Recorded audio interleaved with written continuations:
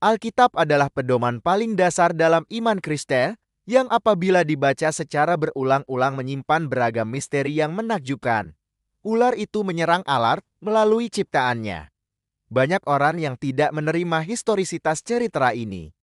Karena bagi mereka adalah mustahil terjadi percakapan antara manusia dengan ular itu. Di antaranya ada yang berpandangan bahwa cerita itu adalah sebuah dongeng seperti halnya dengan banyak dongeng tentang binatang, misalnya tentang kecerdikan kancil. Yang lain lebih menekankan bahwa cerita ini hanyalah merupakan kiasan yang mempunyai makna teologis dan rohani saja. Namun tidak terdapat sedikit pun indikasi bahwa cerita ini adalah dongeng atau hanya kiasan saja. Sebagaimana Adan dan Hawa adalah betul-betul ada. Begitu juga dengan ular itu dan keseluruhan cerita percakapan yang terdapat di sini, kita tidak meragukan historisitas cerita ini bersama dengan figur-figur yang disebutkan di situ.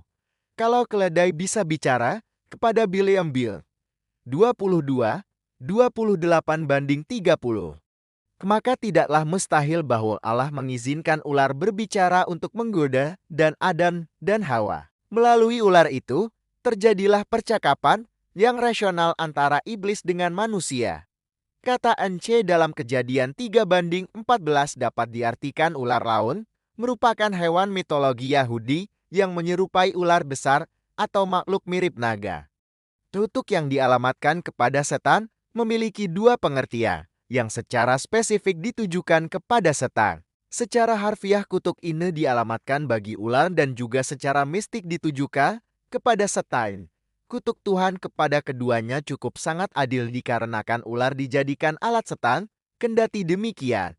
Apabila arti kata ence diartikan berdasarkan mitos Yahudi, yakni ular yang memiliki kaki, yang biasanya diwujudkan sebagai ular laut atau monster naga.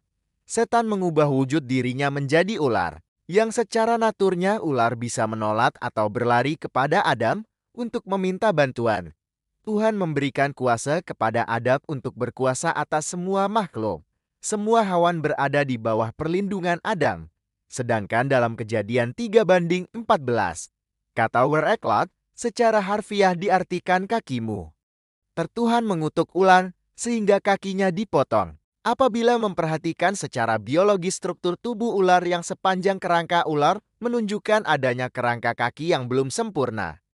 Bisa menjadi dasar paling sederhana bahwa Tuhan menjadikan mengambil kaki ular, sehingga berjalan dengan perutnya membuktikan bahwa kutukan Tuhan atas ular sungguh benar terjadi.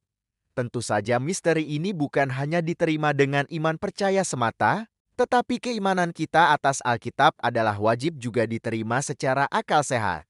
Sehingga kita sebagai orang percaya perlu beriman secara logika sehat.